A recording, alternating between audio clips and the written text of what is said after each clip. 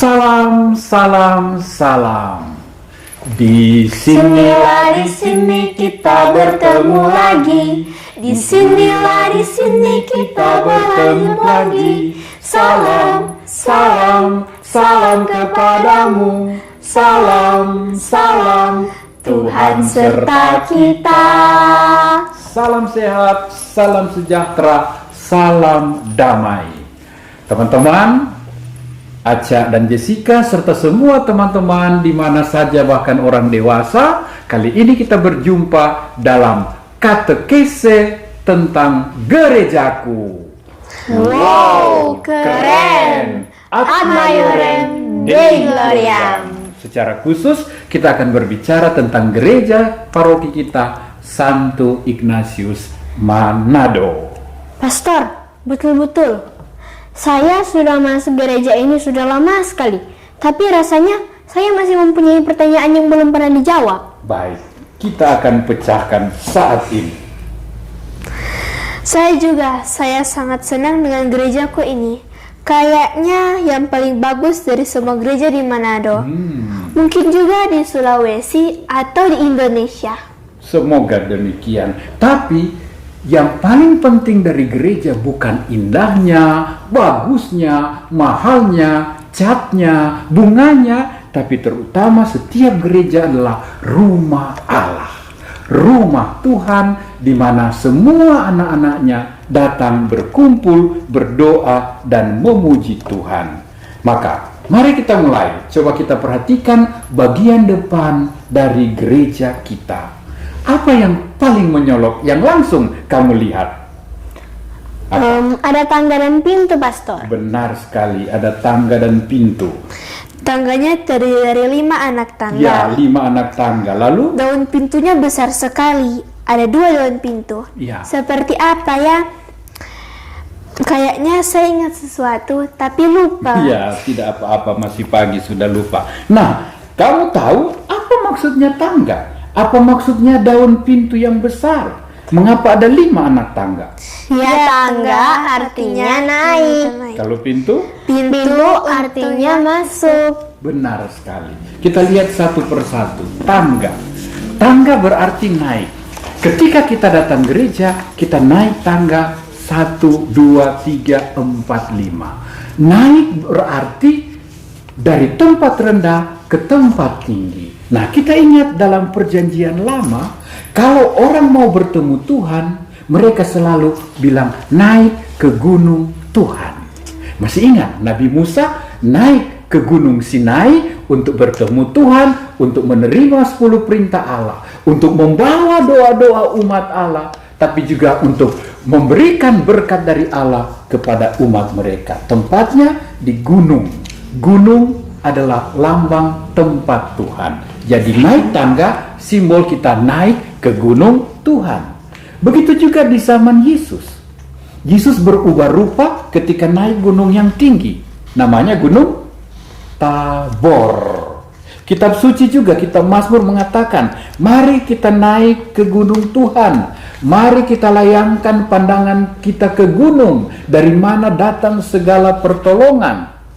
Naiklah ke gunung Tuhan yang suci dan bersih tangannya.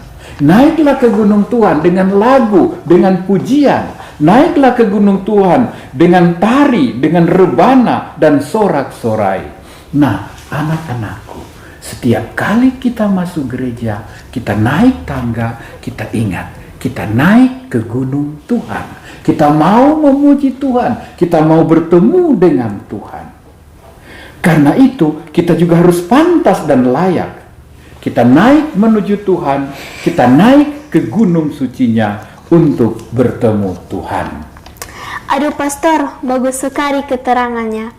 Biasanya saya naik tangga ini hanya untuk berfoto saja dan berselfie.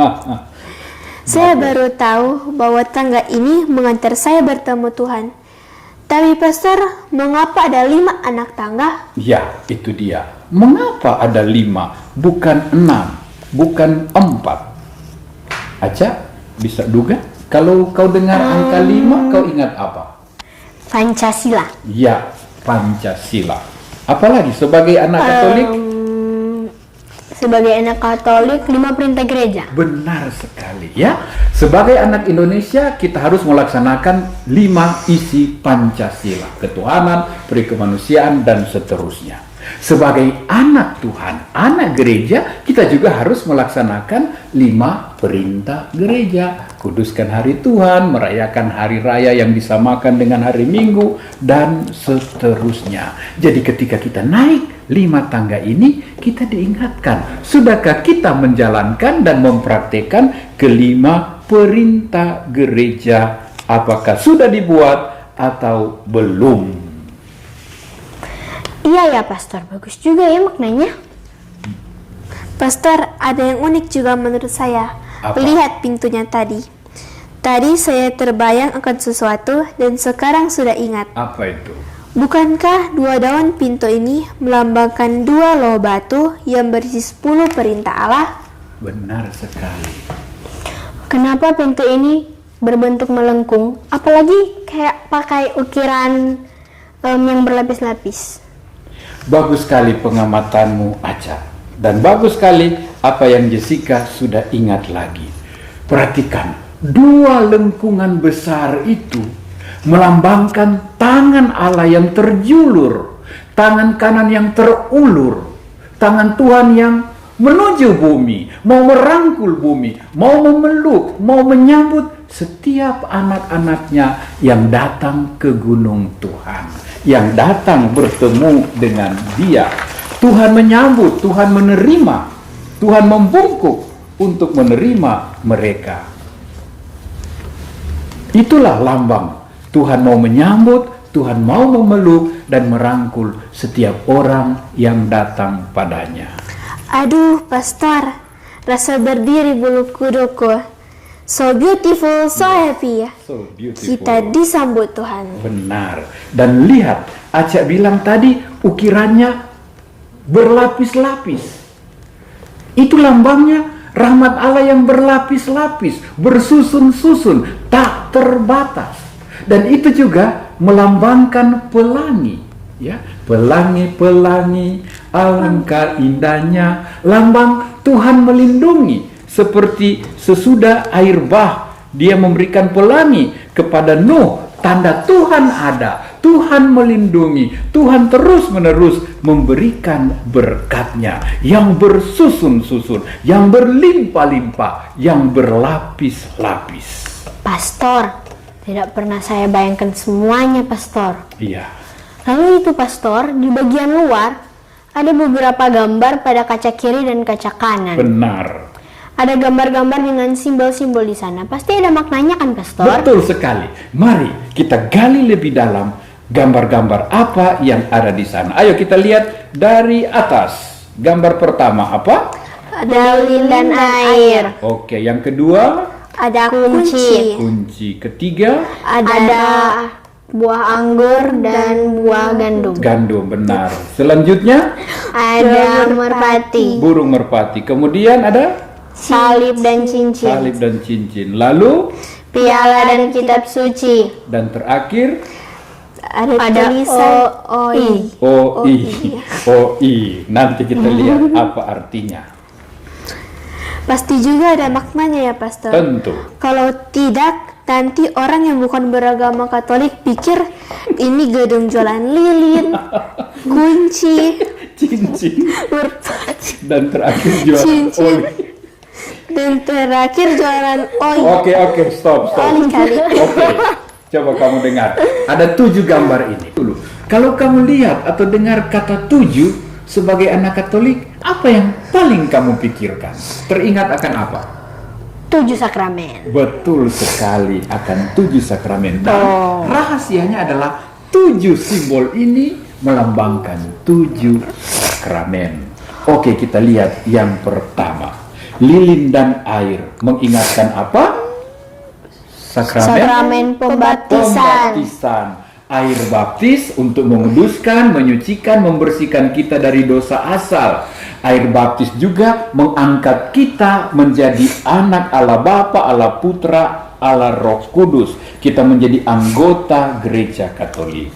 Sedangkan lilin dinyalakan pada lilin Paskah tanda iman kita akan Kristus, terang dunia yang mulai bernyala dalam hidup kita. Benar, lilin dan air, lambang sakramen pembaptisan. Berikutnya, Pastor, saya coba ya. silakan. Gambar kedua adalah kunci. Iya, Saya teringat waktu belajar komuni kudus. betul. Yesus memberi kuasa kepada para rasul untuk mengampuni dosa. Apa yang dilepaskan di dunia, dilepaskan juga di surga. Apakah gambar ini lambang sakramen pengampunan? Benar sekali. Lambang kuasa yang diberikan Yesus kepada murid-muridnya dilanjutkan kepada para imam saat ini untuk memberikan pengampunan jika ada orang yang bertobat dan mohon pengampunan Tuhan. Benar sekali Jessica.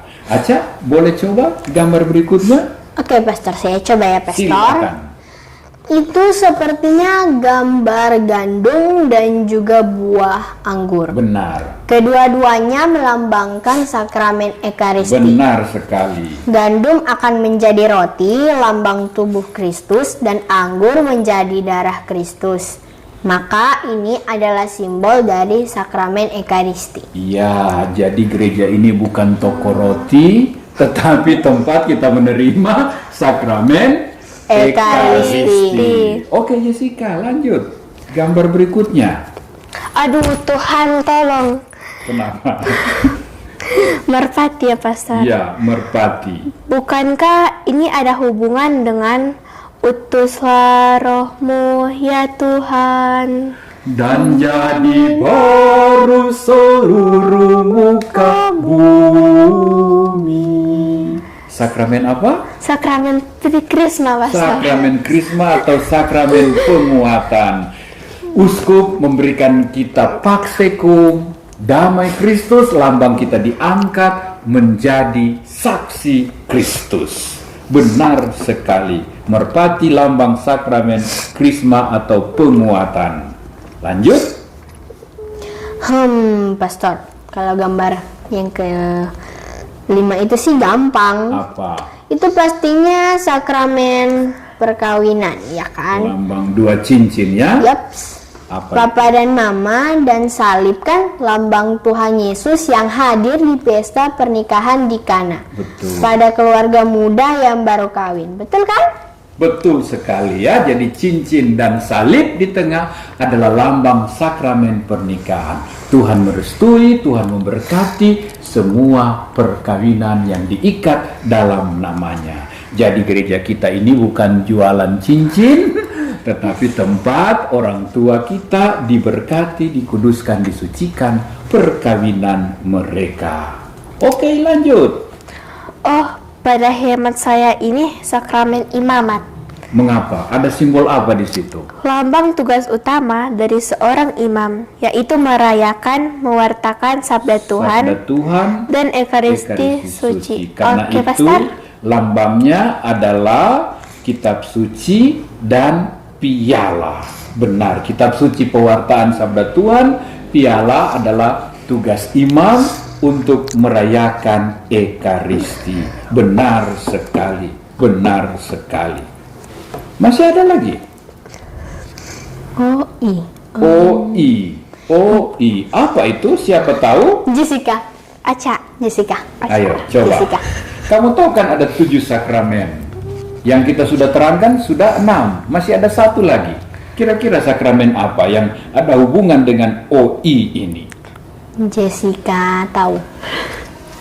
Ya? Kalau dari 7 sakramen ya, Iya. tinggal sakramen pengurapan orang sakit. Iya, sakramen pengurapan orang sakit. Apa hubungannya dengan OI?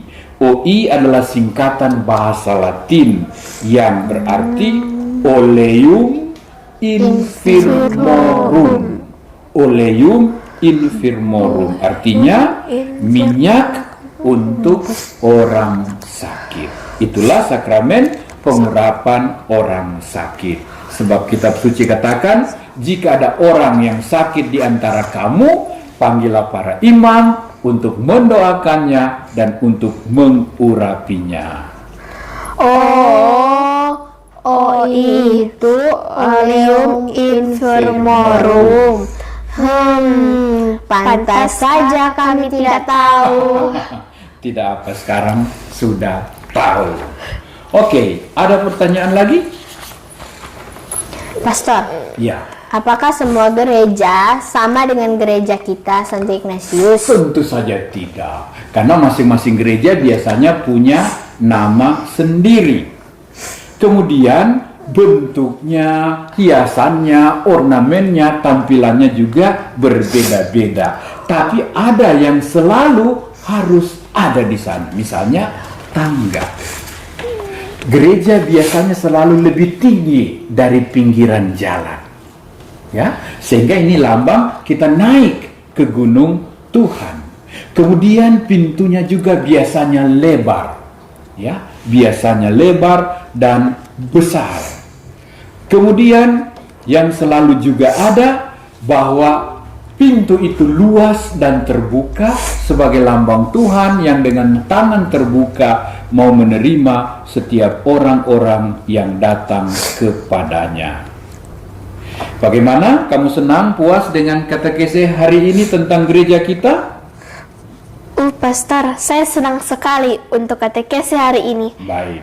Saya akan lebih menghayati semua ini setiap masuk gereja. Bagus sekali. Acak juga? Iya Pastor, saya juga. Bahkan saya akan terangkan pada Mama dan Papa. Kayaknya mereka juga belum paham semuanya deh. Baik sekali ya. Ini jadi tugas kita.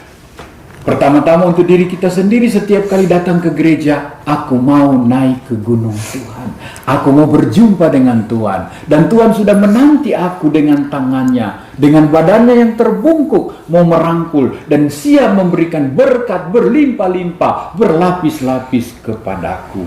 Dan juga saya diingatkan akan 5 perintah gereja saya sudah buat atau belum, akan 7 sakramen yang menjadi sumber-sumber rahmat bagi saya. Semoga tiap kali kamu masuk gereja, Tuhan membungkuk menyambutmu dan melimpahi kamu dengan berkat-berkatnya. Teman-teman di rumah, Aca dan Jessica, terima kasih banyak untuk katekese gerejaku. Wow, keren! Ad maiorem Dei gloriam. Terima kasih, sampai jumpa pada edisi berikutnya. Dadah! Terima kasih.